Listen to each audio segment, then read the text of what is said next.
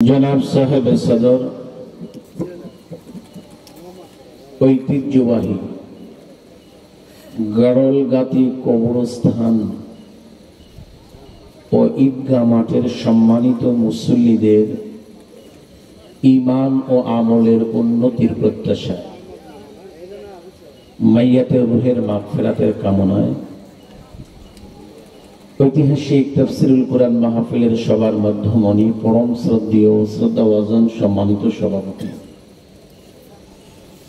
জাতির শ্রেষ্ঠ সন্তান বুজুর্গ হযরত উলামায়ে কেরাম, বিভিন্ন অঞ্চল ও মহল্লার এরিয়া থেকে আগত সম্মানিত সুধী, পিতার প্রতিতুল্য পরম শ্রদ্ধেয় শ্রদ্ধাভাজন মুরব্বিয়ান ইজাম, আগামী দিনের এক সোনালীর সমাজ গড়ার দীপ্ত কাফেলা ইসলামী সিফা সালার সম্মানিত যুবক ভাইরা, পর্দার অন্তরালে পর্দানিসীন পর্দারতা অবলা সরলা পরম শ্রদ্ধেয়া কলিজার টুকরা আমার মায়েরা, সর্বাগ্রে জানাই আলিশানে দরবারে শুকর যে রব, যে মালিক দীর্ঘ একটি মাস শ্যাম সাধনার পরে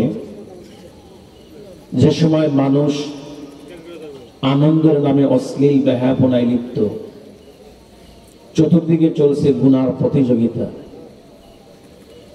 আর আল্লাহ পাক আমাদের এই সময়ে সমস্ত গুনার মাহওয়াল থেকে ফারেক করে দিনী সহি মজলিসে দিনে দুটি কথা শোনার জন্য একত্রিত অবস্থায় আমাদেরকে বসার তৌফিক দিলেন। মাহবুদের দরবারের শুকর, আমরা সকলেই একটু জবান খুলে প্রথমত পড়ি আলহামদুলিল্লাহ। আবার বলেন আলহামদুলিল্লাহ। আমি আবার শুরুতে জিজ্ঞাসা করছি, আসলে আপনারা সবাই কেমন আছেন? আলহামদুলিল্লাহ। কবরস্থানটা কোন দিকে? পিছনে না? আচ্ছা, আজকের এই মাহফিলটা কবরস্থানের উদ্যোগে। জানাজা কোথায় হয়? এখানেই হয়। আমরা যারা আজকে শ্রোতা হিসাবে এসেছি, মেহমান হিসাবে এসেছি, হয়তো কিছুদিন পরে আমরা এই জায়গায় লাশ হয়ে আসব। সম্মানিত সুধী, ৩০ পারা কোরআন, ৬৬৬৬ আয়াত। পৃথিবীর সমস্ত মানব যদি পুরা কোরআনকে অস্বীকার করতে পারে, একখানা আয়াতকে অস্বীকার করার কোনো সুযোগ নেই, কেউ করেও না, সকলেই একমত। কুল্লু নাফসিন,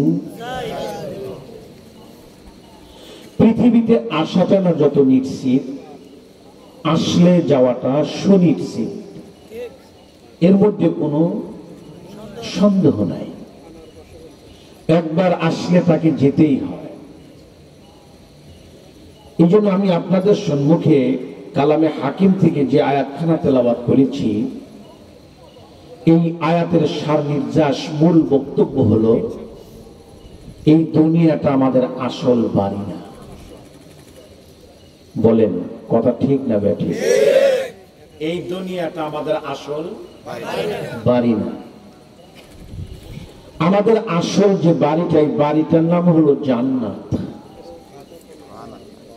সেখানেই আমরা ছিলাম। খুব ঠান্ডা মাথায় কথাগুলি বুঝবেন। আমাদের আব্বা আর আম্মার সাথে আমরা সেখানে অবস্থানরত ছিলাম। যদি আমি জিজ্ঞাসা করি, বলুন তো পৃথিবীর সর্বপ্রথম মানুষটার নাম কি? সকলেই তো বলতে পারলেন না, একটু জোরে বলুন না। প্রথম যে মেয়েটা আমাদের আম্মা জানের নাম কি? আমরা তাদের সাথেই ছিলাম। কোরআনুল কারীম স্পষ্ট বক্তব্য, কোন কারণবশত আব্বা আর আম্মাকে নামিয়ে দিলেন।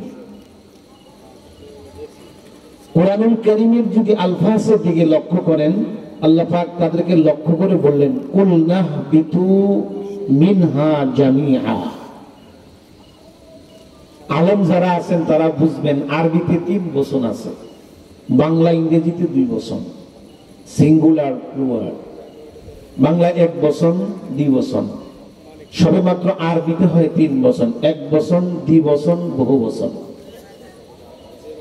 বেহেশতের থেকে আল্লাহ নামায়া দিলেন 2 জনকে, আদম আর হাওয়া আলাইহিস সালাতু ওয়াস সালাম। কোরআনে আল্লাহর বলা উচিত ছিল ইহবিতা, তাসনিয়া সিগা বলা উচিত ছিল তোমরা 2 জন নেমে যাও। এটা না বলে আল্লাহ বলেন ইহবিতু মিনহা জামিআ, তোমরা সবাই নেমে যাও। এখানে জুমার সিগা ব্যবহার করেছেন, বহু বচন। নেমেছে কয়জন? একটু জোরে বলবেন না? শব্দটা কি? আমার কথা কি বুঝতে পারছেন আপনারা? শব্দটা হলো বহু বচন, সবাই নেমে যাও। দুইজনের শব্দ সিগা ব্যবহার করেন নাই। মুফাসসিরিন কিরাম বলে কারণ কি? বলে কারণ হলো আমরা সবাই আব্বার আম্মার রেহেমের মধ্যে ছিলাম। জোরে বলবেন না সুবহানাল্লাহ? অর্থাৎ আমি এই কথা দ্বারা আপনাদের স্পষ্ট বোঝাতে চাচ্ছি, চেষ্টা করছি, এই দুনিয়াটা আমাদের আসল বাড়ি না। আসল বাড়ি জোরে বলেন কোথায়? জান্নাত। ওইখানেই ছিলাম, বলেন ওইখানেই ছিলাম। আসছি কিছুদিনের জন্য, বলুন কিছুদিনের জন্য না চিরদিনের জন্য? কিন্তু আমরা যে দুনিয়ার পাগল আর দুনিয়া যে আসক্তি, আমাদের দুনিয়াদারি সিস্টেম আর কৃষ্টি কালচার দেখে মনে হয় না দুনিয়াটাই আসল। আজ পৃথিবীতে যত অশান্তি তার মূল কারণ হলো দুনিয়া আসক্তি, দুনিয়ার লোভ লালসা। বলুন তো আমাদের মধ্যে দুনিয়ার লোভ আছে না নাই? তাহলে আপনাদের আছে, আমাদের মনে হয় কিছুই নাই? আমাদেরও আছে, সকলেরই দুনিয়ার লোভ। অথচ এই দুনিয়াটা আসল। জোরে বলেন দুনিয়া আসল। আসল বাড়ি জান্নাত। জোরে বলেন আসল বাড়ি জান্নাত। ওখানেই ছিলাম। দুনিয়া তো আসলই না, বরং দুনিয়া কেমন এটা কোরআনকে জিজ্ঞাসা করেন। কোরআন দুনিয়া সম্পর্কে তোমার বক্তব্য কি?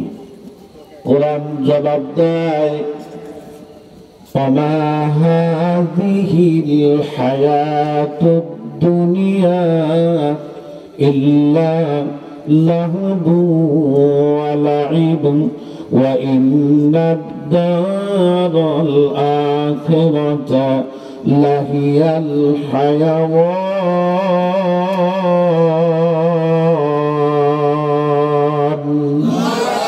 আর একটু জোরে বলুন।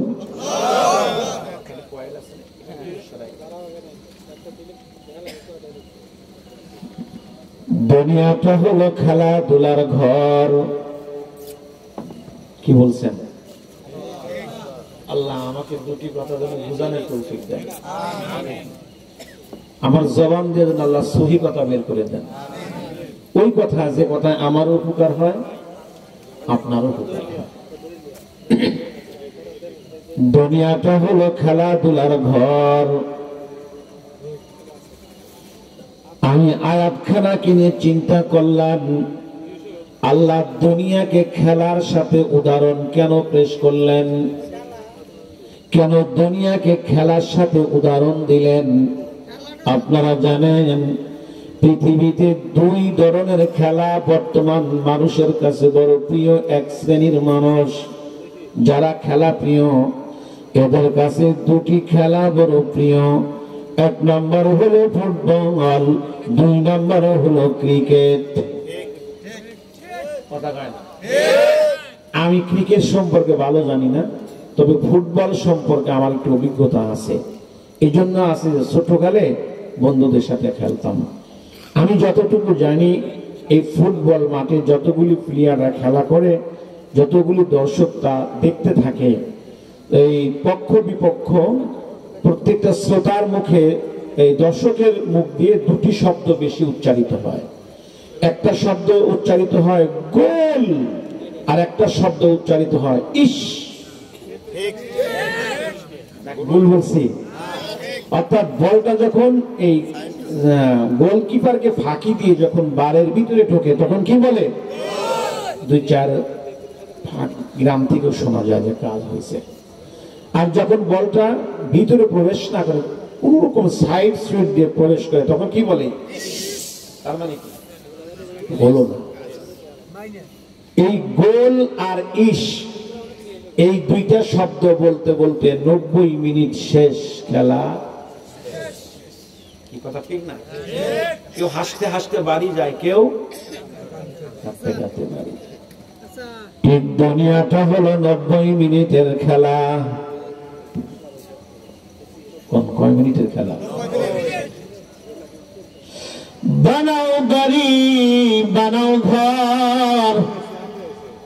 লাগাও টাইলস। বানাইতে বানাইতে হঠাৎ করে মসজিদের মাইকে এলান হয় বাড়িওয়ালা নাই।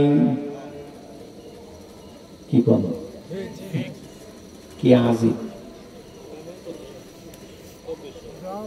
আমার জানা মতে আমি এই হাত দ্বারা বহুত লাশের নিজে গোসল করিয়েছি, বহুত লাশ আমি নিজে কবরে নামিয়েছি। আল্লাহর কসম, অনেক লাশের খবর আমার কাছে জানা আছে, অনেক লাশের দৃশ্য আমি নিজ চোখে দেখেছি আর আল্লাহর কাছে কেঁদেছি।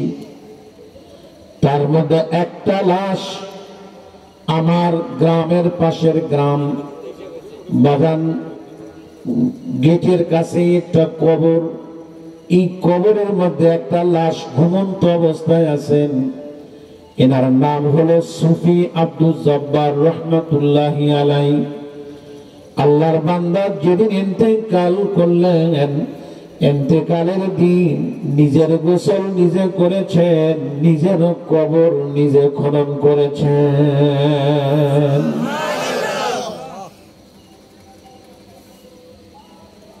কি আজীব যোগাযোগ। আজকে মানুষের কবরের কথা শুনলেও চোখে পানি আসে না, দিলটা নরম হয় না। মানুষ যেন আমরা কেমন শক্ত হয়ে গেছি। আগে যে সোনের ঘর ছিল, মানুষগুলার দিল নরম ছিল। মাটির ঘর ছিল, মানুষের দিল নরম ছিল। তাড়াতাড়ি করে, সময় কম।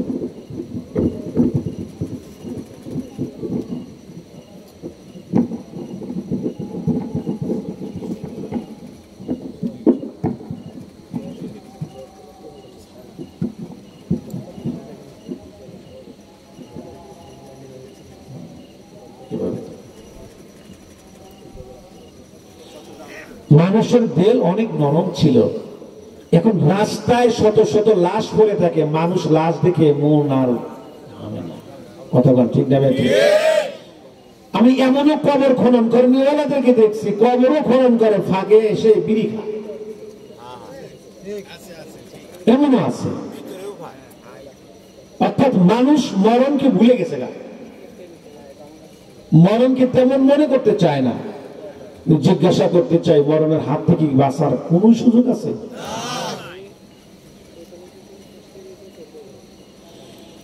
এই আল্লাহর ওলি যেদিন মারা যাবেন, ইন্তেকাল করবেন, ইন্তেকালের দিন ফজর নামাজ পড়ে ওনার বিবিকে বলছেন, বিবি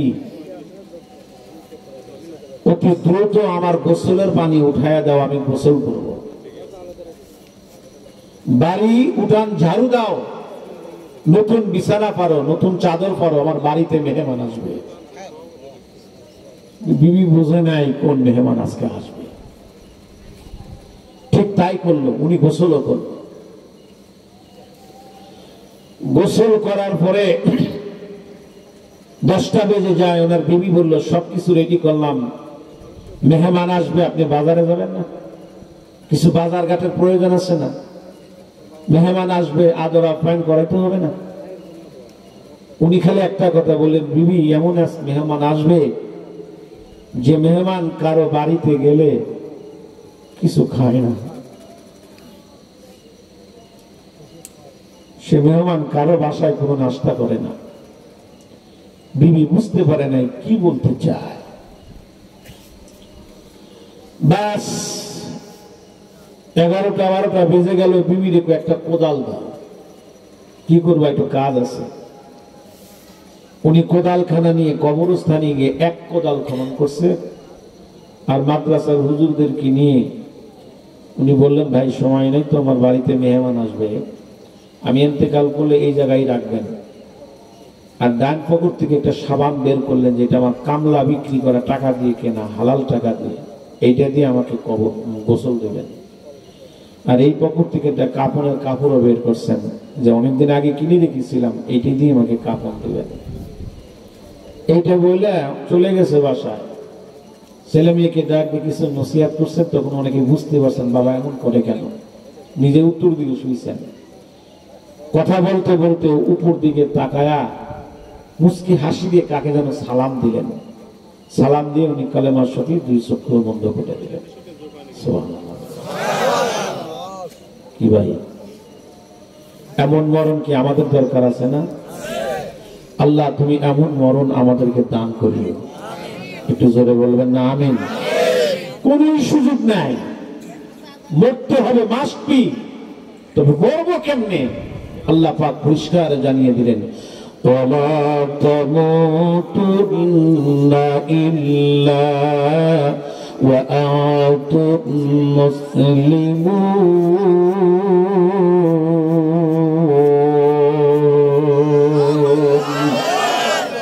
খবরদার না মরিয়া পারবা না, মরতে হবে, আজ হোক কাল হোক, মরবা তো মাস্তি, অবশ্যই মরবা।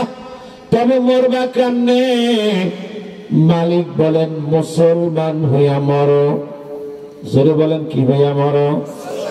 আমি যদি জিজ্ঞাসা করতে চাই ভাই বলেন তো আমরা মুসলমান কিনা, আমরা বলবো হ্যাঁ মুসলমান। বাজান মুসলমান দাবি করলেই মুসলমান হওয়া যায় না। কোরআন সুন্নাহ যদি সমর্থন না করে বাজান সে প্রকৃত মুসলমান হয় না। রব্বে কারীম বলেন মুসলমান হইয়া মানে মানুষ হইয়া মরো। আমি যদি জিজ্ঞাসা করি আমরা কি মানুষ না, বলবেন হ্যাঁ আমরা মানুষ। কেন বলবেন? বলে মানুষ হওয়ার জন্য যেই জিনিসগুলা প্রয়োজন আমাদের মধ্যে বিদ্যমান, আমরা কেন মানুষ হব না? কিন্তু বাগান সিরাত হলেই মানুষ বলে না, মানুষ হলো ব্যতিক্রমী একটা জিনিসের নাম। আমি অনেক জায়গায় বলি, ঢাকাতে প্রোগ্রাম ছিল আমার আর উজানি পীর সাহেবের একসাথে। হজরতের আগে আমি বয়ান করছি, তো রুমে গিয়ে বলছি হজরত আজকে মাহফিলে অনেক লোক হয়েছে। হুজুর আমার পিঠে হাত দেওয়া গেল, মনে না লোক অনেক হয়েছে কিন্তু মানুষ কম হয়েছে। আমার কথা বোঝাল? লোক অনেক হয়েছে, মানুষ কম হয়েছে। আমার তো বোঝা বাকি নেই। তা আমি বললাম হজরত আমি কি মানুষ হয়েছি? হুজুর আমাকে বললেন চেষ্টা করো। সেদিন থেকে আমারও আত্মবিশ্বাস, আমিও মানুষ হইনি। যদি আমি মানুষ হইতাম তাহলে তোমাকে বলতো হ্যাঁ তুমিও মানুষ হয়েছ, আমিও মানুষ হতে পারিনি। এই জন্য একটু দোয়া চাই, আল্লাহ পাক যেন আমাদেরকে মানুষ বানায়, মানুষ বানায় আল্লাহ। কি বলেন হুজুর আপনি মানুষ না মানে? হ্যাঁ, সুরাত হলেই যদি মানুষ হওয়া যাইতো, হযরত বেলাল রাদিয়াল্লাহু তাআলা আনহু মানুষ, আবু জেহেলও মানুষ। আমি যদি আপনাদেরকে জিজ্ঞাসা করি বলুন তো ভাই মানুষকে, হযরত বেলাল না আবু জেহেল? একটু জোরে বলেন। তো সুরাত তো একই, বরং আবু জেহেলের চেহারা আরো সুন্দর, শিক্ষিত, নেতৃস্থানীয় মধ্যে উল্লেখযোগ্য একজন। তাকে মানুষ বলেন না, একটা কালো মানুষ, গোলাম, যার চেহারা তিন কিতাবের মধ্যে আসছে তিনজন মানুষ কালো ছিল, এ পরিমাণ কালো যার পৃথিবীতে আর আসবে না। তিনজনের মধ্যে একজন হলো হযরত বেলাল, দুই নম্বর হযরত লোকমান আলাইহিস সালাম, তিন নম্বর হযরত ওমর ফারুক রাদিয়াল্লাহু তাআলা গোলাম মাহজা। এই তিনজন মানুষ সবচেয়ে কালো ছিল। সেই কালো মানুষটা দুনিয়াতেই আছে। নবী বলে আমি মেরাজে গিয়া বেলালের বেহেশতে পায়ের আওয়াজ পেয়েছি।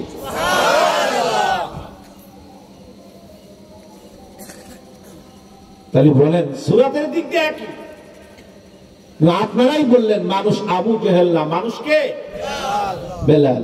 তাহলে কি বুঝলেন? খালি চোখ, চেহারা, হাত পা এগুলো হলে কি মানুষ? মানুষ না। আব্বা আসি, জীবনে আর দেখা হবে কিনা জানি না, হতে পারে এটাও জীবনের শেষ দেখা। অতএব সকলের পায়ে আমি হাত রেখে মিনতি করব, মানুষ হইয়া কবরে চলো। মানুষ হইয়া কবরে চলো। আমি যতটুকু জানি আল্লাহ সব নবীর সাহাবী জান্নাতি, তার মধ্যে আশারায়ে মুবাশশারা যারা জান্নাতে সুসংবাদ পেয়েছেন তার মধ্যে একজন উসমান গনি রাদিয়াল্লাহু তাআলা আনহু, যিনি নবীজির দুইজন কলিজার টুকরা কন্যাকে বিবাহ করেছিলেন, যাকে বলা হতো জিন্নুর রাহিম। সেই পবিত্র মানুষ যিনি জান্নাতের সার্টিফিকেট হাতে পেয়েছেন, ওনার জীবনীতে আমি যতটুকু পড়েছি, উনি যখন কবরের পাশ দিয়ে হেঁটে যাইতেন, উনি কবরের অল ধরে শিশু বাচ্চার মতো কাঁদতেন, লোকজন ওনাকে টানতেন। আপনি জাহান্নামের বয়ান শুনলে এত কাঁদেন না, আপনি কবর দেখলে এত কাঁদেন কেন? উসমান গনি রাদিয়াল্লাহু তাআলা বলতেন, বাবা, নবী আমাকে শোনাইছেন, আল কবরু আউয়ালু মানাজিলাল আখিরাহ, কবর হলো প্রত্যেকটা মুমিনের প্রথম ঘাঁটি। এই কবরে যারা একবার ঠকিয়ে যাইবে তারা বরাবরই ঠকিয়ে যাইবে। জানি না আমি উসমান গনি আমার কবরের অবস্থা কেমন হবে। উসমান গনির মতো মানুষ, জান্নাতি মানুষ যদি কবরের ভয় করে, বলুন আমাদের কবরের ভয় কেমন করা উচিত ছিল?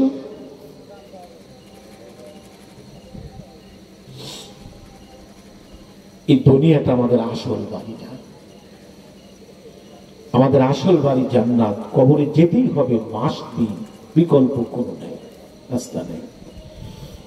ওই কুড়িগ্রামে ধরলা নদীর পাশে একটা লাশ আছে, 34 বছর পর কবর ভেঙে গেছে। আমি সে কবরের পাশে সারাদিন ছিলাম। হুজুররা আমারে শুনাইছে, ভাঙ্গার পরে কাপড়ের কাপড়ে বালুর কণা লাগে নাই। কি ভাই, এটা মানুষ?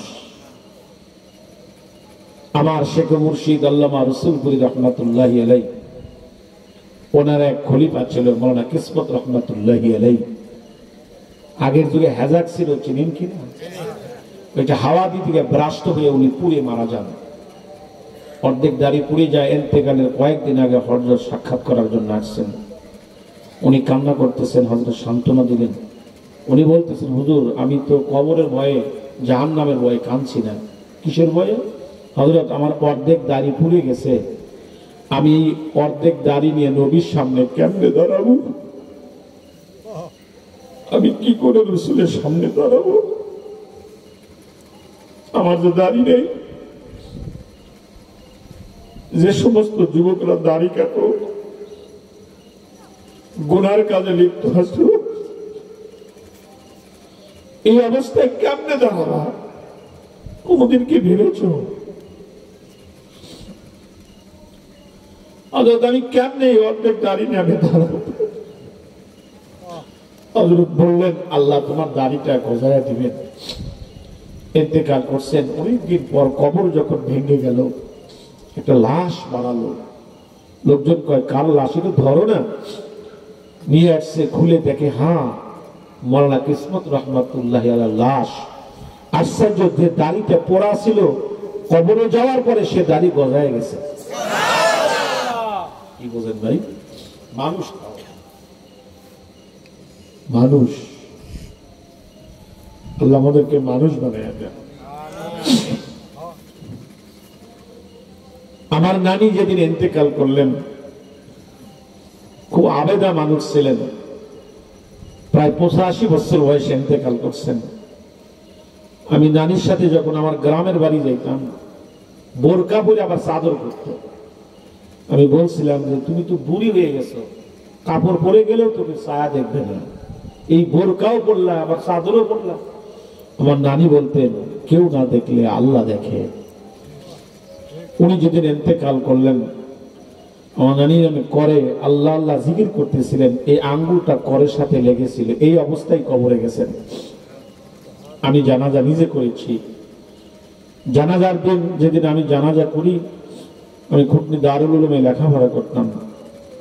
আমার বাবা খুব গরিব ছিল। আমি যেদিন মাদ্রাসায় কোরআন শরীফ নিব, আমার কাছে কোনো টাকা ছিল না।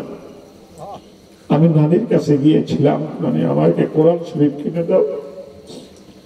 আমার নানি কাপড়ের আসল থেকে 50টা টাকা আমাকে বের করে দিয়েছিলেন। বের করে দিয়ে বলছিলেন, তুমি আলেম হলে আমার জানাজা করিও। আমার লাশটা যখন সামনে আসলো, আমি জানাজা করার আগে ওই কথাটা আমার কানে ভেসে আসতেছিল। আমি আল্লাহকে বললাম, আল্লাহ, আমি এমন একটা লাশের জানাজা করছি যার টাকা দিয়ে আমি কোরআন শরীফ কিনেছি,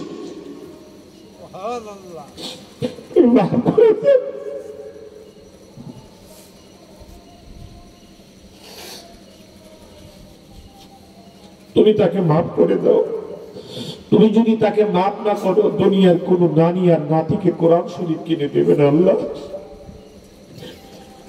আমার দিল কেন যেন বললো, হ্যাঁ মাফ হবেই তো। আত্মবিশ্বাস। আমি দেখেছি সেই আঙ্গুলটা এই অবস্থায় কবরে চলে গেছেন। আমি এই কথা কেন বলছি? মানুষ হও। আজকের আলোচ্য বিষয় মানুষ হও, মানুষ হও। কেন হওয়া লাগবে? দুনিয়াটা আমাদের আসল বাড়ি না, আমাদের আসল বাড়ি হলো জান্নাত। একটু জোরে বলেন, আসল বাড়ি কোথায়? জান্নাত। এই জন্য আমি যে আয়াতে কারিমা বলছি, আয়াতের মধ্যে আল্লাহ পরিষ্কার করে বলছেন, একটু জোরে আমার সাথে তেলাওয়াত করুন। আউযু বিল্লাহি মিনাশ শাইতানির রাজীম। জোরে বলেন, বিসমিল্লাহির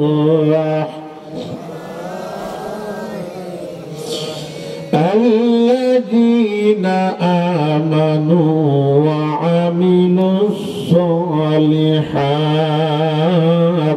أولئك أصحاب الجنة।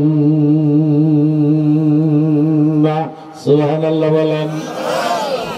এই দুনিয়া আসল বাড়ি নয়, আসল বাড়ি হলো জান্নাত। যদি কেউ এই জান্নাতের বাড়ি ফিরে যেতে চায়, আল্লাহ বলেন দুটি আমল বড় জরুরি। দুটি আমল যদি কারোর মধ্যে থাকে, জান্নাতের মালিক হবেন। করতে পারবো না ইনশাআল্লাহ দুইটা কাজ? বলেন আমিন।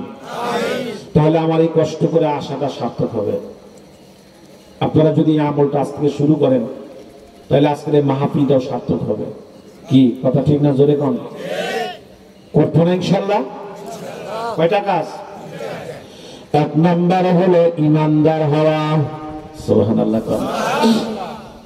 ইমান কাহাকে বলে বাবা? শুধু কলেমা পড়লেই ইমানদার পরিপূর্ণ ইমানদার নয়। খুব গভীর মনোযোগ সহকারে শুনবেন। এক আল্লাহ বিশ্বাসী হলেই শুধু ইমানদার নয়। হিন্দুরাও আল্লাহরে বিশ্বাস করে,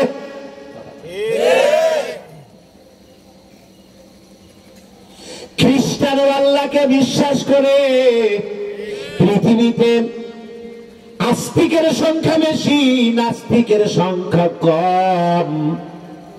শুধু আস্তিক হলেই পরিপূর্ণ মুসলমান নয় বাজান। আজকে বাংলাদেশে আওয়াজ উঠে 95% মুসলমান। এই কথাটা হলো ভুয়া। কথাটা কি? ভুয়া। 95% মুসলমান যদি এই দেশে হতো, এই দেশটা কোরআন সুন্নাহ দ্বারা পরিচালিত হতো। কই সব ভুয়া। দাবি করে মুসলমান, আসলে মুসলমান না। আমি একের পর এক শোনাইতেছি, আপনারাই তখন বলতে বাধ্য হবেন, হুজুর তো তাই তো। আমি এই জায়গায় পরীক্ষা করবো, এই গ্রাম, বাংলাদেশ না, থেকে গ্রামে কয়জন মুসলমান আছে। সামনের অবস্থা ভালো না, এতটুকু শুধু বইলা গেলাম। কোন এক জায়গায় লিখে রেখে। অনেক কিছু আল্লাহ বোঝায়, কিন্তু সব কথা বলা যায় না। সামনে অবস্থা ভয়াবহ। এটা আমি বলি নাই, আজ থেকে নিয়ে 1550 বছর আগে আগে রাসূল বলে গেছেন। অপেক্ষা করো, আল্লাহ না করুক কখন যেন কোন খবর আসে। সারা পৃথিবীর মধ্যে সবচাইতে বর্তমান ঝুঁকিতে আছে ঢাকা। এনি টাইম টাইম যে কোনো ঘটনা ঘটতে পারে। এর মধ্যে আরটিভিতে একটা নিউজ আসছে, যে কোনো সময় 2 লক্ষ লোক মারা যাইতে পারে। সবচেয়ে ভয়াবহ অবস্থা বর্তমান ঢাকা, চট্টগ্রাম, ময়মনসিংহ, কয়েকটা সিলেট, কয়েকটা বিভাগ, যেখানে ভূমিকম্পের সংখ্যা সবচেয়ে বেশি। এনি টাইম যে কোনো মুহূর্তে করতে পারে। মায়ানমারে এই যাবৎ প্রায় 2700 লোক উদ্ধার করেছে মৃত অবস্থায়। আরো আপনার চাপাপুরে আরো অনেক মানুষ সেখানে পড়ে আছে। বাংলাদেশে সবচেয়ে বড় ভয়াবহ ঝুঁকিতে আছে। রাসূল বলেন, যখন 15টা গুনাহ চলবে কোন জাতির ভিতরে, দেশের ভিতরে অন্যায় চলবে, বড় বড় 15টা বড় বড় গুনাহ যখন চলবে, রাসূল বলছেন আল্লাহর পক্ষ হইতে তসবির দানা ছিঁড়ে দিলে যেরকম ধারাবাহিক ভাবে একের পর এক দানাগুলি পড়তে থাকে, অপর হাদিসের মধ্যে আছে কাওয়াকিউল মাতার, বৃষ্টির দানাগুলি যেরকম ধারাবাহিক ভাবে পড়তে থাকে, ওই উম্মতদের উপরে একের পর এক এভাবে বালা মুসিবত আসতে থাকবে। তার মধ্যে আসছে জিলজাল, ভূমিকম্প, ভূমিধস, পাথরের বৃষ্টি, আগুনের ঝড়, মানুষের চেহারা পরিবর্তন, খাদ্য অভাব, এমনকি দাজ্জাল, আমি চা খাই না, এমনকি দাজ্জাল, ইয়াজুজ মাজুজ, দাব্বাতুল আব, মুসলমান খুঁজে পাবেন না। আস্তামান পৃথিবীতে সবচেয়ে লাঞ্ছিত, বঞ্চিত, অপমানিত হলো মুসলমান। কি ভাই কথা ঠিক কিনা? বাংলাদেশে তো সীমাই নাই। এমন কোন ঘর পাবেন না যে ঘরে মুসলমানের লাশ পাবেন না। গজওয়াতুল হিন্দ যখন শুরু হবে, 15টা গুনার ভিতরে সবগুলি সংগঠিত হয়েছে বাংলাদেশে। তার মধ্যে সবচেয়ে মারাত্মক যে গুনাহ, চোরের ব্যাধি। আমার বাংলাদেশে আমি জিজ্ঞাসা করতে চাই, বলেন চোর আছে না নাই? এই দেশে পকেট মারেছে, এদেশে ঘরে ঢোকাচ্ছে, দোকান লুট করাচ্ছে। এদেশে কলম চোরের সংখ্যাটা বেশি। দেখেন কি হয়, রাত্রে ঘুম হয় না, একাতে শুই, মন চলে উঠে যায় না, মাঝে দাঁড়ায় যাই,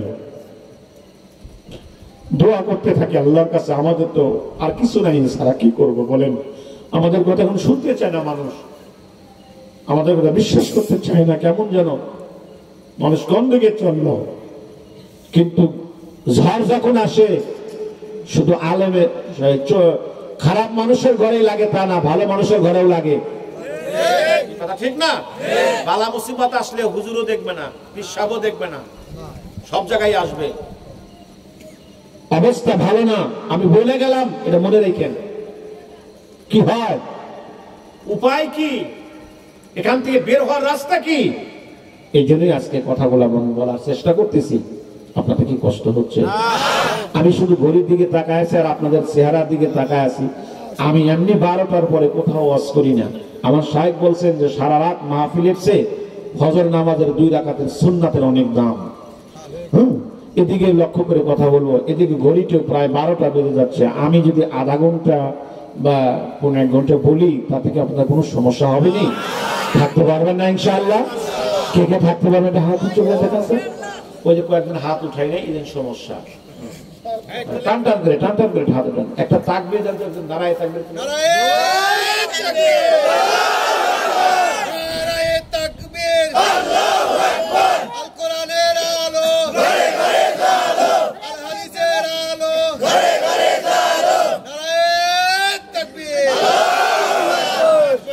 আল্লাহ।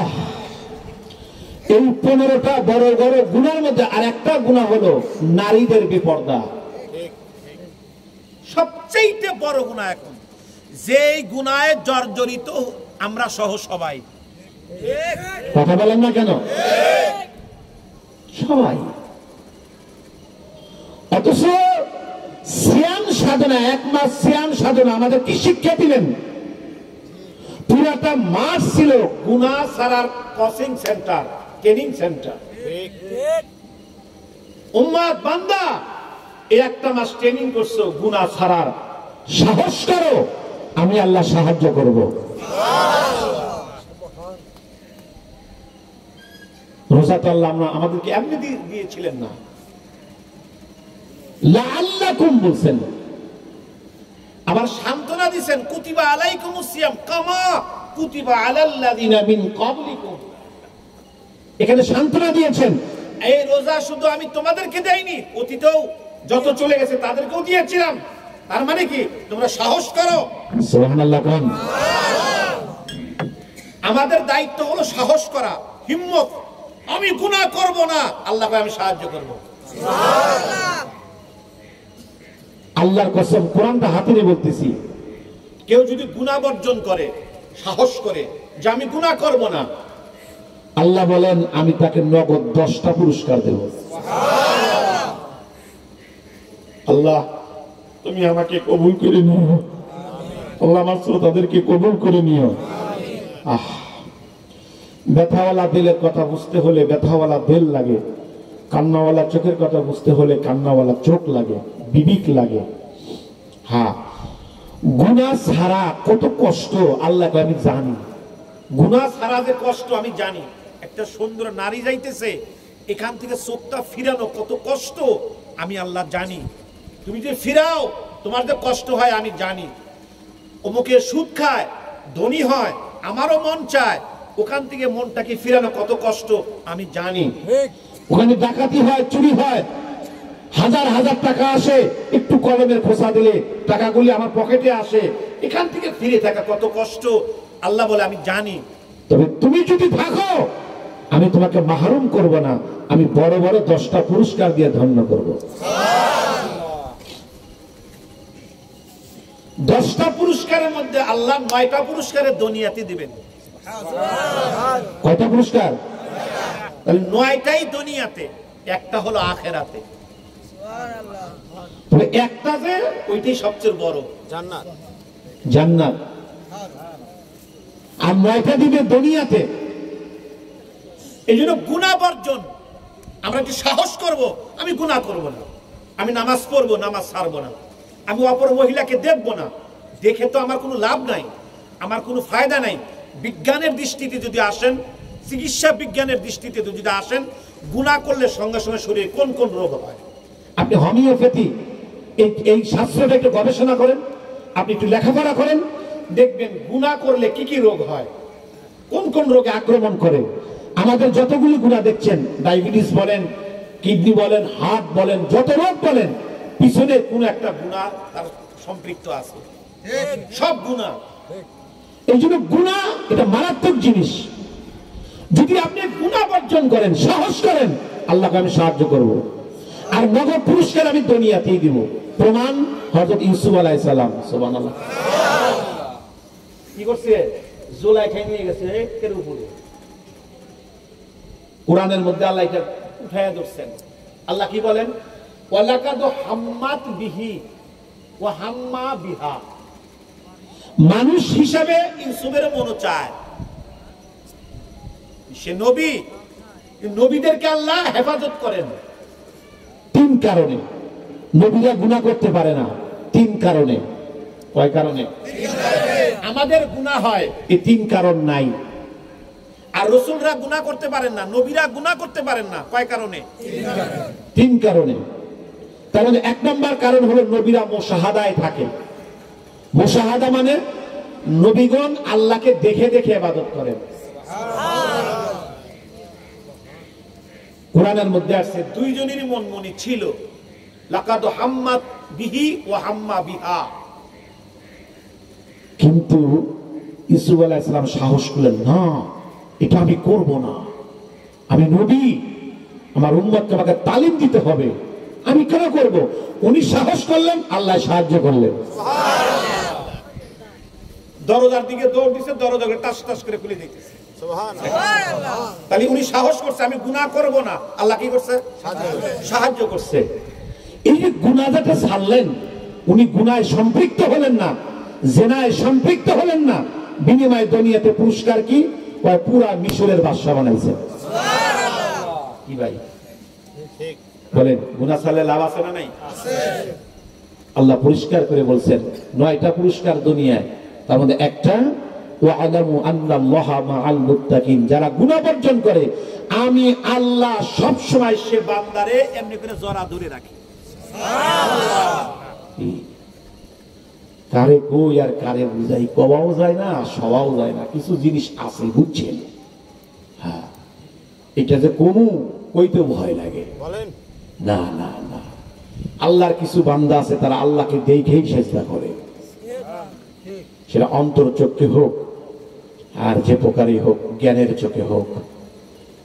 তাদের সেজদা যে কত দামি, আপনারা মনে করছেন সুবহানা রাব্বিয়াল আলা 3 বার কই, 5 বার কই, 7 বার কই, বরজে কইেন। কিছু আল্লাহর পাগল আছে যখন তাহাজ্জুদ পড়ে এক সেজদায় ঘন্টাও কেটে যায়।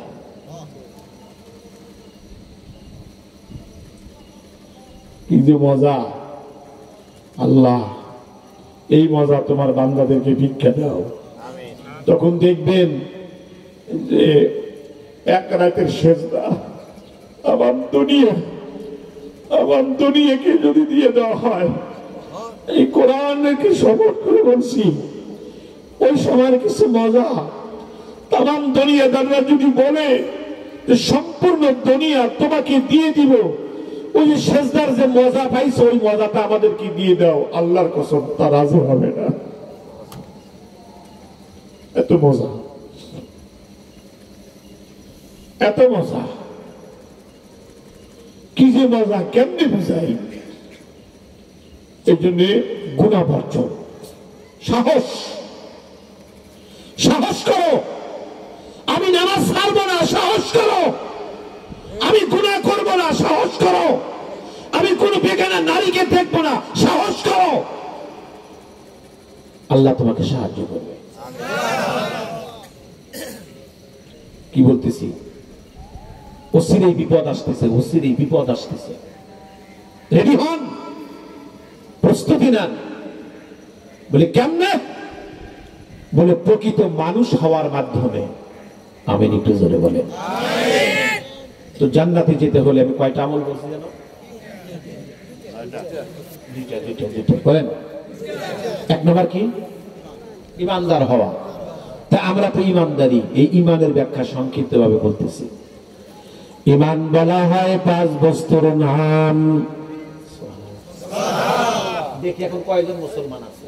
95% মুসলমান। অথচ 95% মুসলমান আছে আল্লাহর এই বিধান দ্বারা দেশ চলে না। কথা কয় না রে? আজকে নারী দর্শন হচ্ছে। আসিয়া কয় বছর ছিল? আসিয়া 8 বছরের আসিয়া এই বাংলাদেশে বহিরা বিশ্বে নিজেকে মুসলমান পরিচয় দিতে ঘৃণা করে। 95% মুসলমানের দেশে আসিয়া দর্শিত হয় কেমনি? ঠিক ঠিক। এই 2 বছরে আমার কাছে রিপোর্ট আসছে 5000 আমার বোন দর্শিত হয়েছে। 5000 চলন্ত বাসের ভিতরে দর্শিত হচ্ছে। আজকে যারা নারী স্বাধীনতার স্লোগান দেয়, আমরা নারীদেরকে পর্দার কথা বললে এক শ্রেণীর বুদ্ধিজীবী আমাদের গালি দেয়। হুজুরা নারীদেরকে তারা সম অধিকার থেকে বঞ্চিত করতে চায়। আমার কথা হলো, আমি ইরাক, আমেরিকা, আমি রাশিয়া, ইন্ডিয়া, চীন পরাশক্তি যারা আছে তাদেরকে বলবো, আমি আন্তর্জাতিক নারী দিবস যারা পালন করে আমি তাদেরকে বলবো, আমেরিকা থেকে নারীদের অধিকার দিতে পেরেছেন? সেখানে দর্শিত হয়। ইন্ডিয়াতে দর্শিত হয়, ইউরোপ আমেরিকাতে দর্শিত হয়। বাংলাদেশ 54 বছর স্বাধীন হয়েছে, এদেশেও দর্শিত হয়। আমরা তো আর ওলামায়ে কেরামের শাসন করিনি, আপনারাই করেছেন। তো 54 বছরে নারীদেরকে অধিকার দিতে কেন পারেন নাই? পারবেন না। যারা নারীর অধিকারের কথা বলে ওরা নারী নিয়ে রাতকে রাত কাটায়।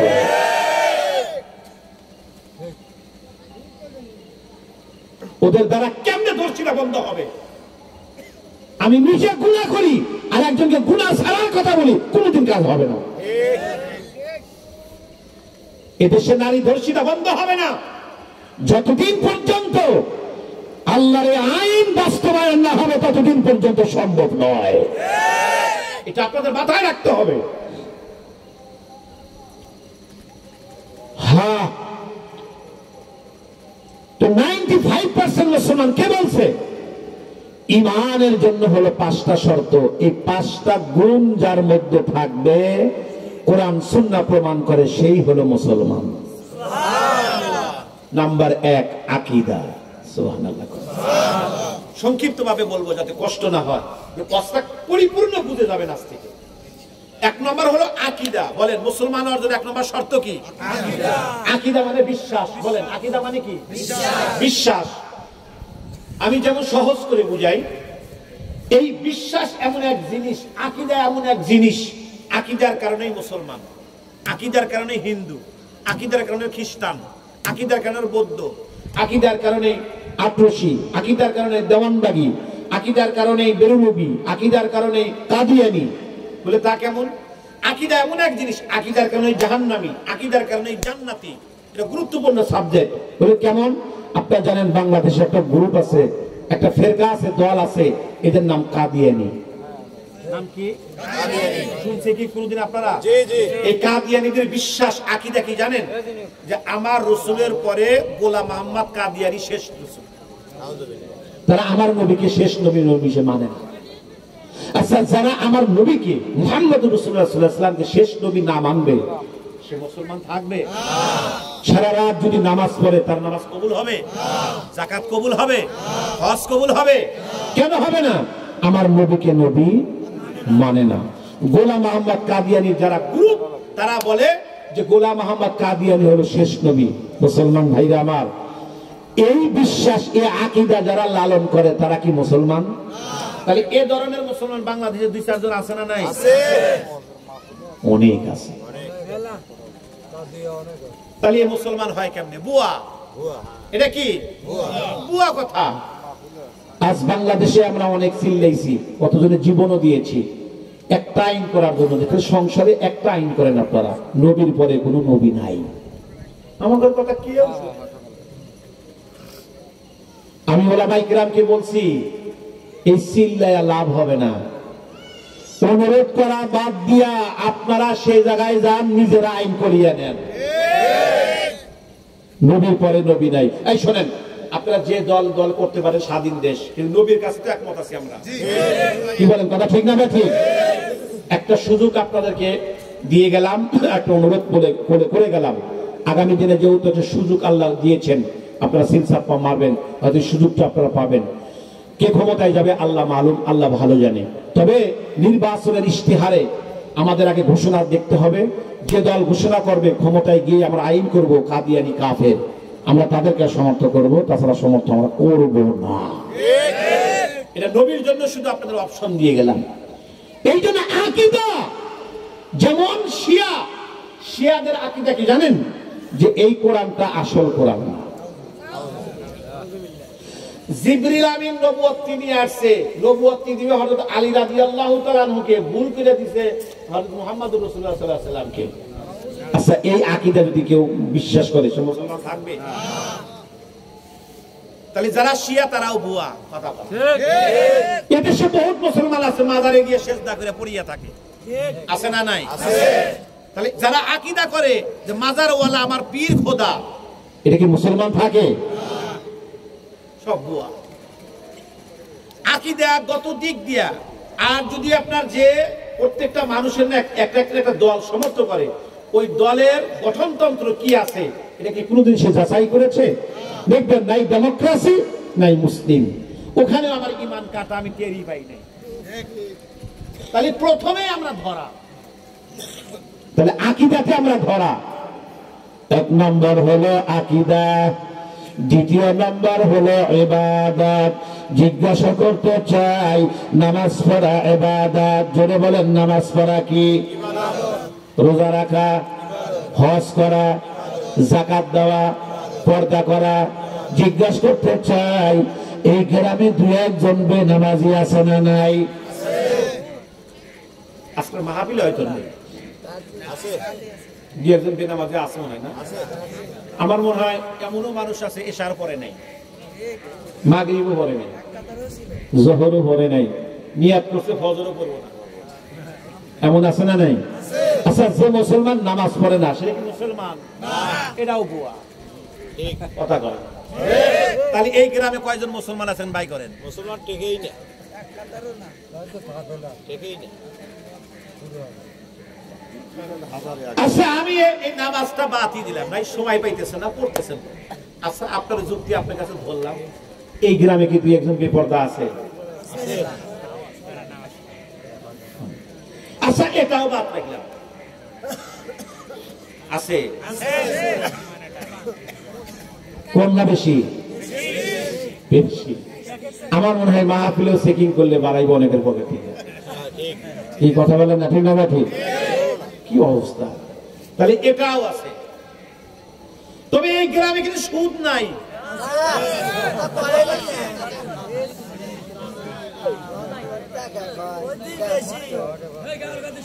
তবে যাই হোক, এই গ্রামে কিন্তু ঘুষ নাই। হ্যাঁ, আচ্ছা, আলহামদুলিল্লাহ।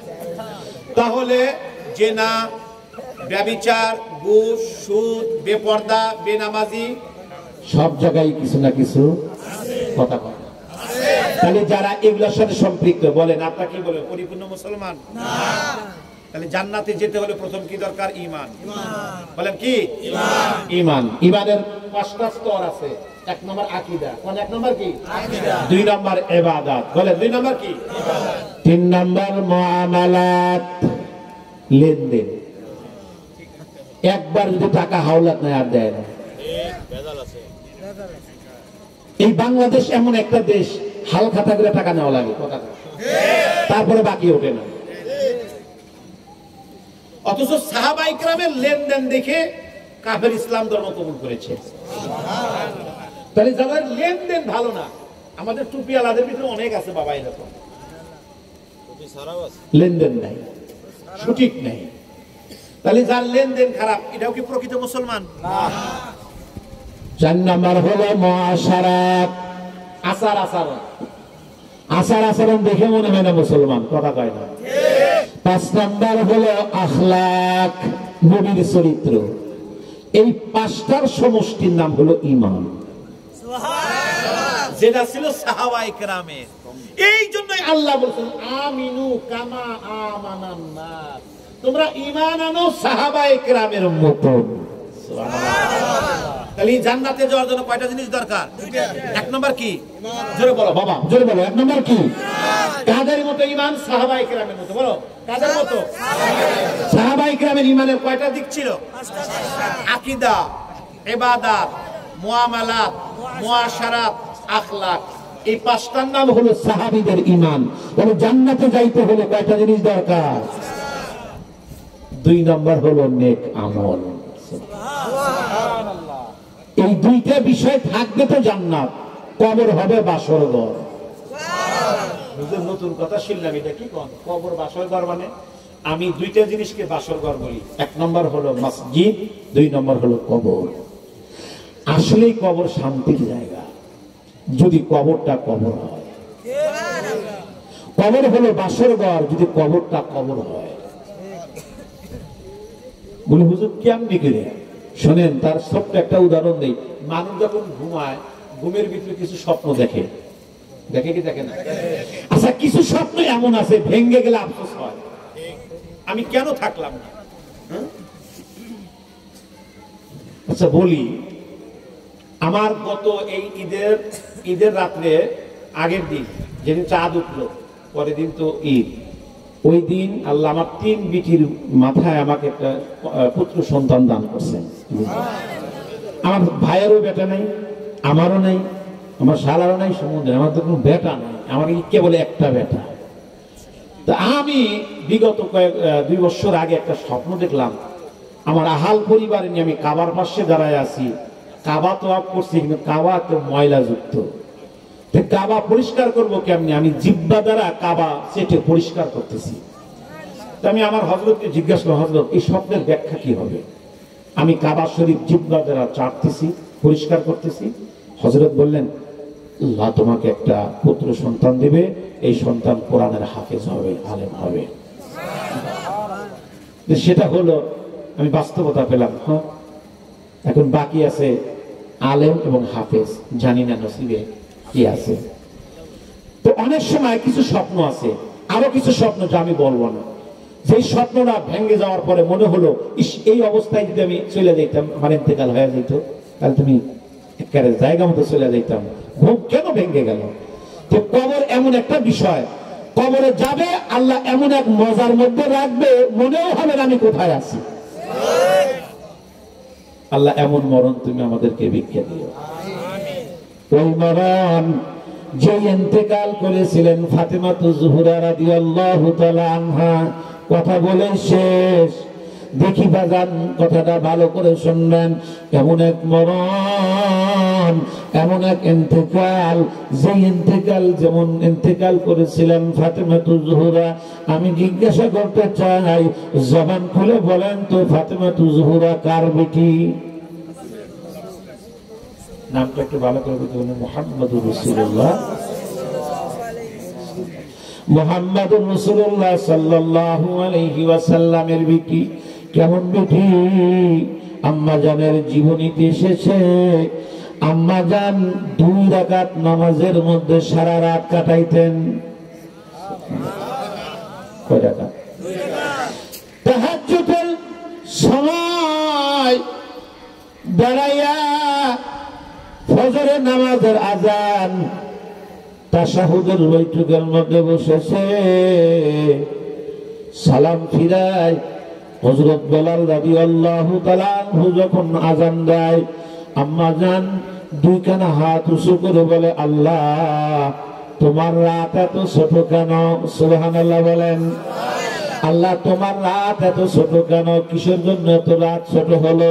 তোমার রাত যদি বড় হতো আমি নামাজের মধ্যে আরো সময়টা কাটাইতে পারতাম।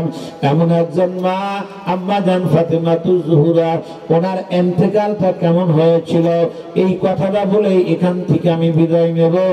ও মুসলমান ভাইরা আমার, আম্মা জান ফাতেমাতুজ জোহরা যেদিন ইন্তেকাল করলেন, বাবান ইন্তেকালের দিন তিনি রোজার হালাতে ছিলেন। সুবহানাল্লাহ, একটু জোরে বলেন। রোজার হালাতে আম্মা জান যেদিন ইন্তেকাল করবেন তার কয়েকদিন আগেই আম্মা জান বড় অসুস্থ, জ্বর। বাজান যেদিন ইন্তেকাল করবেন তার আগের দিন সেহরিতে উঠবেন। সেহরিতে ওঠার আগে উনি স্বপ্ন দেখেন, আব্বা জান আমার ঘরে এসেছে।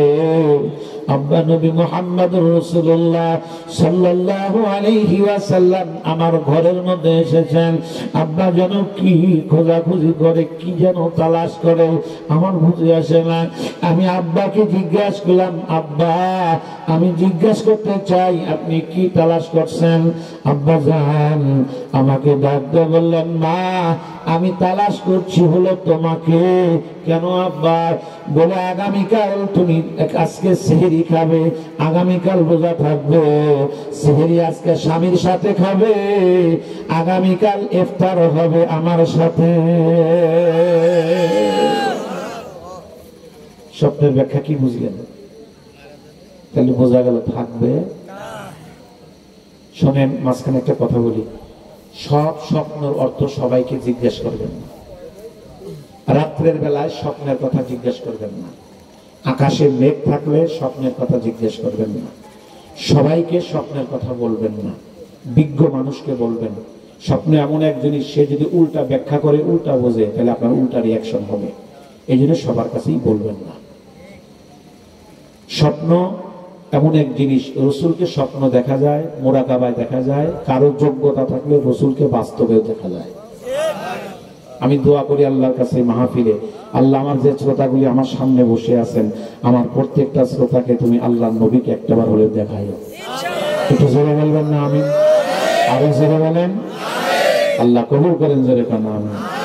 বাস আম্মা জান উঠলেন, কিন্তু স্বপ্নের কথা প্রিয় স্বামী হযরত আলী রাদিয়াল্লাহু তাআলা আনহুকে বললেন না।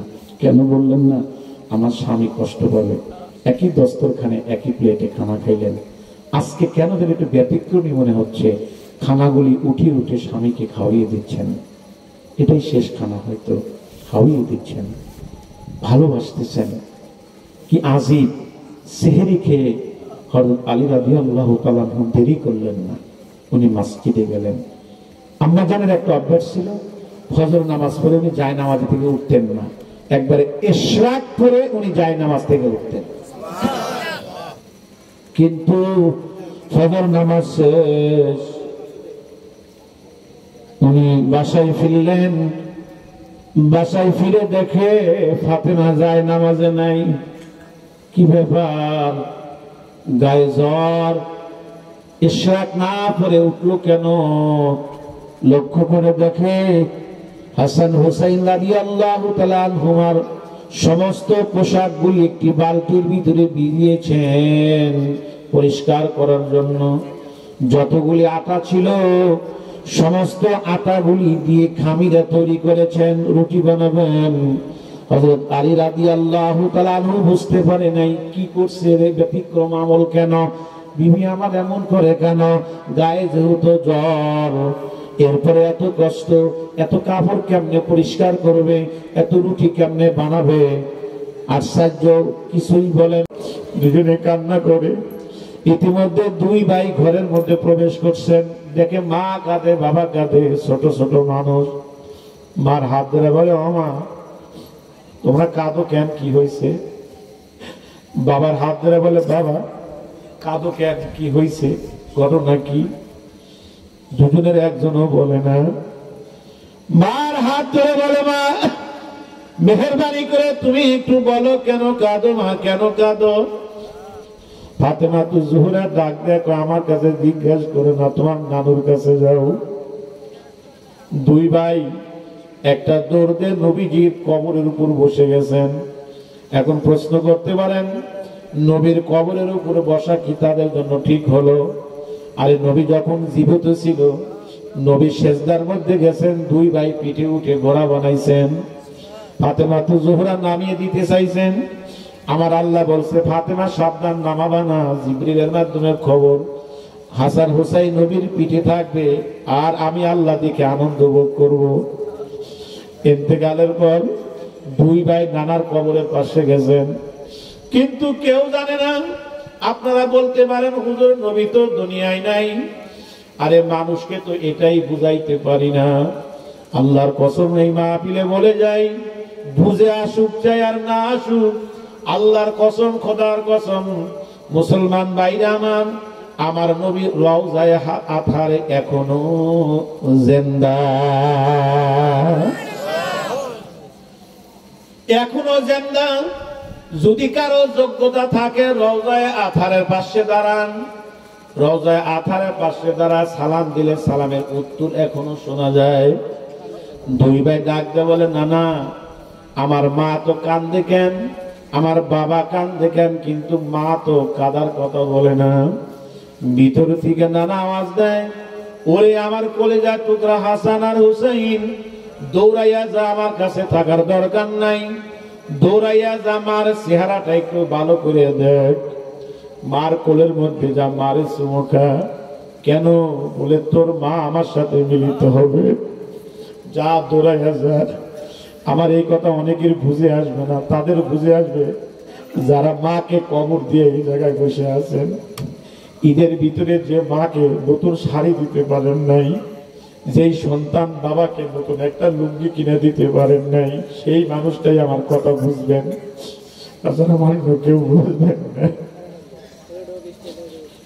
দৌড়াইয়া গেছে দুই ভাই, ও মা আমার বুঝে আসছে, নানা বইলা গেছে, আমাদেরকে বইলা দিছে আজকে দিন নাকি তোমার জীবনের শেষ দিন। অন্য করে ফাতেমা তু জোহরা দুই ভাইকে বুকের মধ্যে নিয়ে চুম্বন শুরু করছে, কাপড় চোপড় গুলা পরিষ্কার করছে। আম্মাজান ফাতেমা তু জোহরা ডাক ডাকা, নতুন কাপড় গুলি নিয়ে আসো, আমি নিজের হাতে তোমাদের গায়ে পরাইয়া দিব, কারণ এই হাতে আমি আর কোনোদিন তোমাদের গায়ে পোশাকটা পরাইতে পারবো না। আল্লাহু আকবার, কথাটা খুব ভালো করে বুঝবেন। আম্মাজান ফাতেমা তু জোহরা যেদিন ইন্তেকাল করলেন, বাদান ইফতারের আগ দিয়া আল্লাহর বান্দি দুনিয়ার থেকে বিদায় নিলেন। আবার ইন্তেকালের আগ দিয়া হযরত আলী রাদিয়াল্লাহু তাআলা আনহুকে ডাক দিয়ে বলতেছেন, প্রাণের স্বামী আমার, আমি কিছু নসিহত করে যাই। তাহলে এক নম্বর নসিহত, আমি ইন্তেকাল করলে আপনি আমাকে রাতে জানাজা করবেন, আমাকে রাতে আপনি কবরে নামাবেন। সাবধান, কোনো মানুষকে আপনার বলা দরকার নাই, কোনো মানুষকে জানানো দরকার নাই, শুধু আপনারাই কয়েকজন জানাজাকে আমাকে কবরে নামাবেন। উনি বলতেছেন কেন?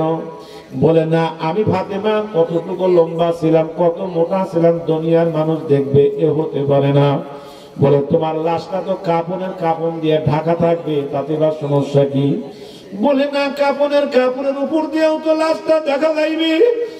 যদি আল্লাহ হাসরের ময়দানে এইটাই আমাকে জিজ্ঞাসা করে, ওরে আমার এলাকার মা বোনেরা, ওরে আমার যুবকেরা, ওরে আমার বাবাজিরা, তোমাদের পা ধরে বলে যাও, নবীর বেটি যদি নিজে জান্নাতি মানুষ হয়ে রাত্রে ইন্তেকাল করার পরেও যদি পর্দার এত ভয় করে, তাহলে তোমার আমার পর্দার কেমন ভয় করা দরকার আছে? এ মুসলমান ভাইরা আমার, ওনার কথা অনুযায়ী উনি ইন্তেকাল করলেন। ইন্তেকাল করার পরে কিতাবের মধ্যে লেখছেন, কবর যারা খনন করতে গেলেন তার মধ্যে আবু যার গেফারি রাদিয়াল্লাহু তাআলা আনহু বিদ্যমান ছিল। কবর খনন করতে গিয়া কবরকে বারবার বলতেছিল, ওরে কবর সাবধান, তোমার ভিতরে এমন একটা লাশ আসবে, এই লাশের সাথে তুমি যেন বেয়াদবি করিও না। কবর আওয়াজ দিল, কার লাশ? বলে তোমার ভিতরে আজকে নবীজির কন্যা ফাতেমাতুজ জোহরা আজকে প্রবেশ করবে। কবর আওয়াজ দেয়, আমি কোন ফাতেমা চিনি না।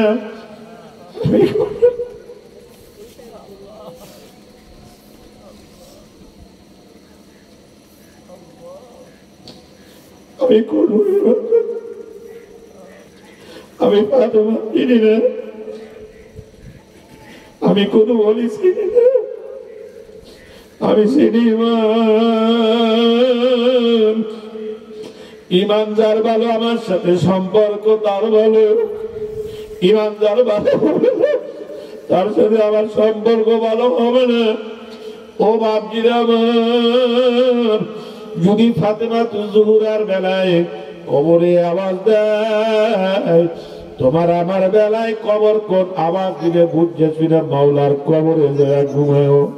আমার ওয়াজার লম্বানা জীবনে আর কোনদিন দেখা হোক চাই না হোক, যদি আপনাদের কানে কোনদিন খবর আসে আমাদের গ্রামে আসছিলেন মাওলানা সাইফি, আর দুনিয়ায় নাই, কথাটা কানে আসলে আমার জন্য একটু দোয়া করেন, আল্লাহ যেন আমাদের মাফ করিয়া দেয়, আল্লাহ যেন মুসলমান বানায় আমাকেও কবরে নেয়।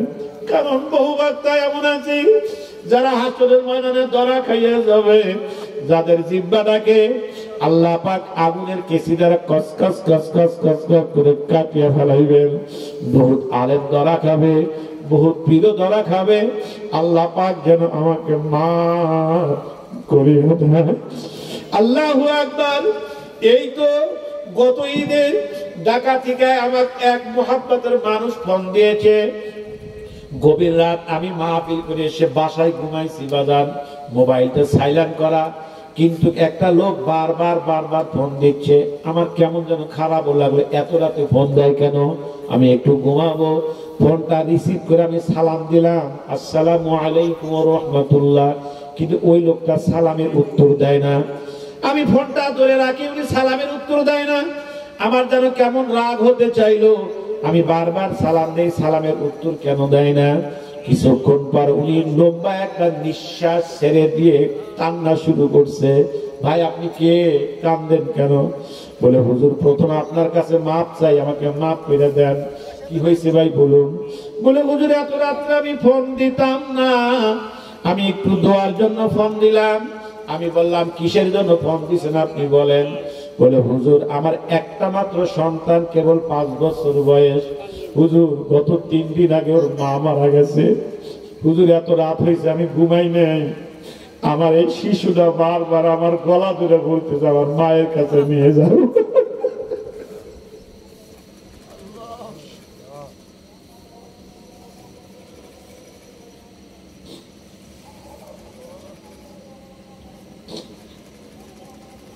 হুজুর আমি কি করব,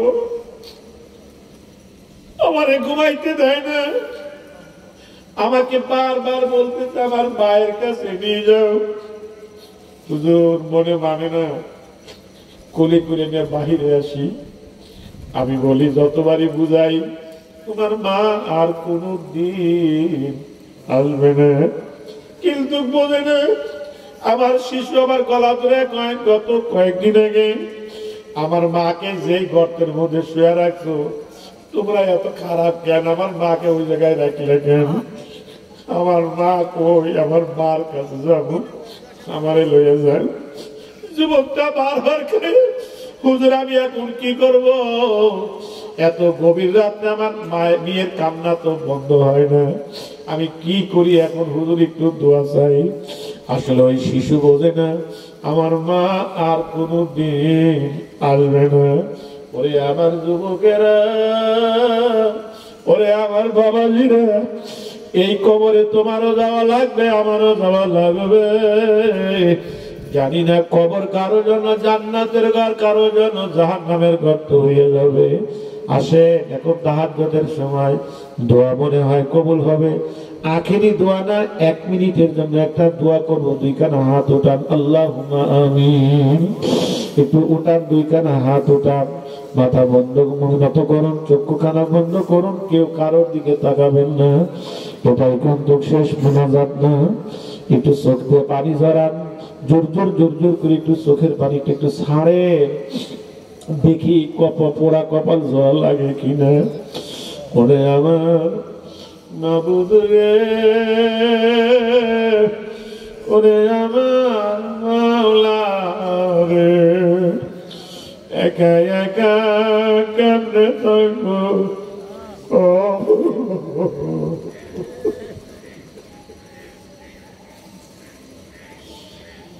ওরে আমার দরদার মাওলা,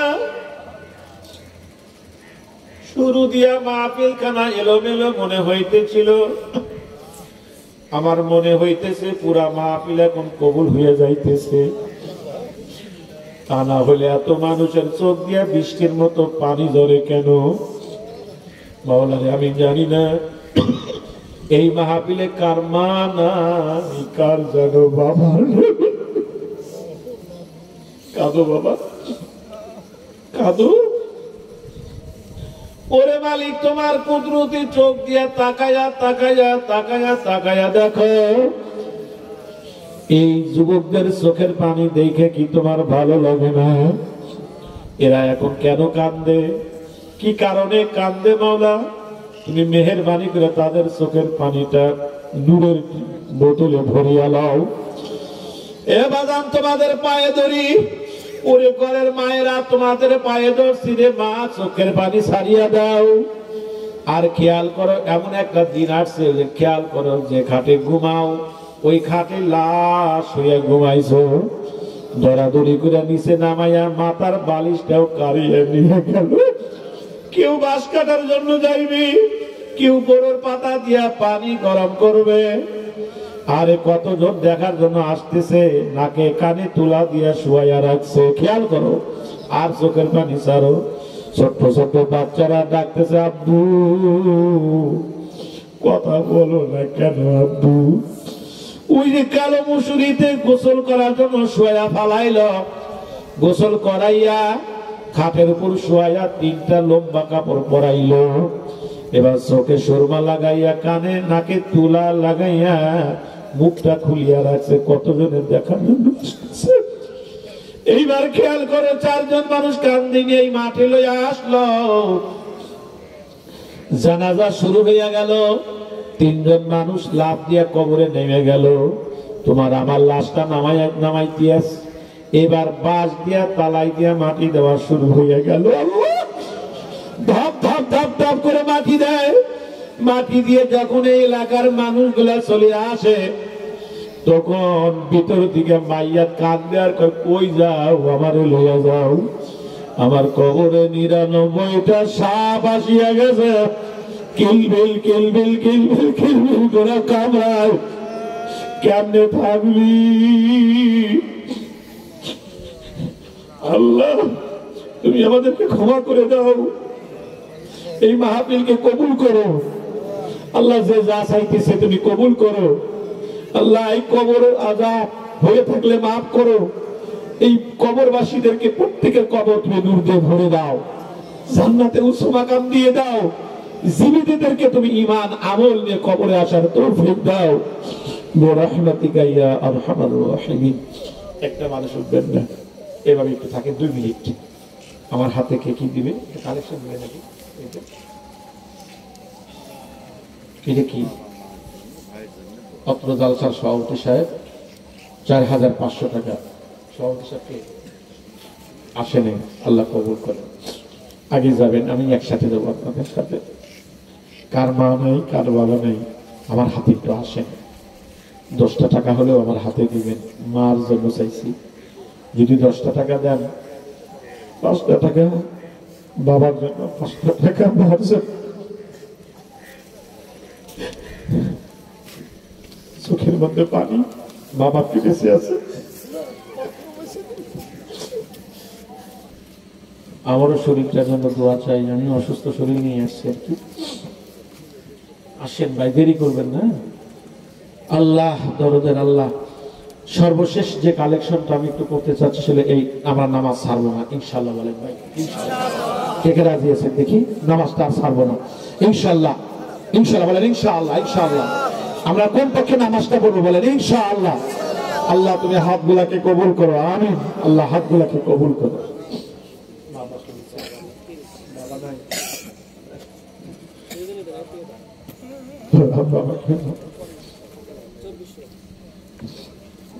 আল্লাহ তুমি কবুল করো, সকলের চোখের পানিকে আল্লাহ তুমি কবুল করো। জি, আর কে আছেন? কেউ আছেন নাকি? জি আলহামদুলিল্লাহ। আসলে সূরা ফাতিহা একবার পড়েন, সূরা ইখলাস 3 বার পড়েন।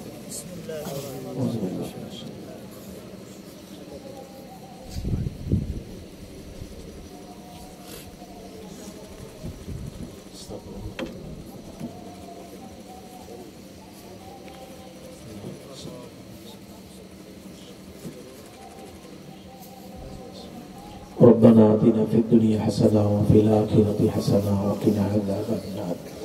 আল্লাহ সকলের দান খয়রাতকে কবুল করো। আল্লাহ সবার দান খয়রাতগুলো আল্লাহ কবুল করে নাও। আল্লাহ মেহমান হিসাবে এসেছিল মাহে রমজান, কিছুই করতে পারি নাই আল্লাহ, কিছুই করতে পারি নাই আল্লাহ।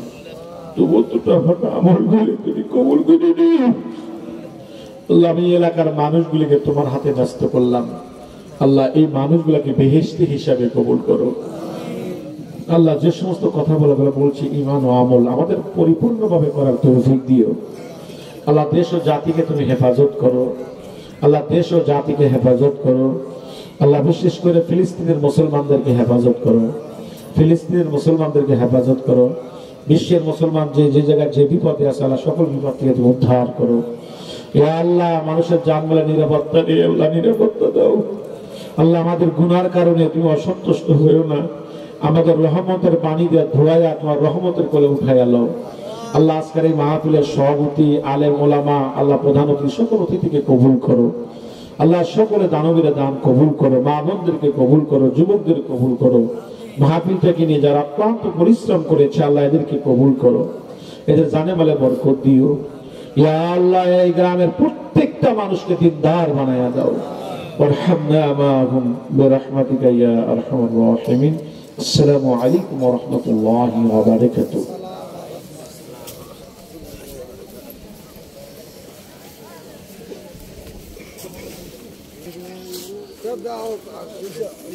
What is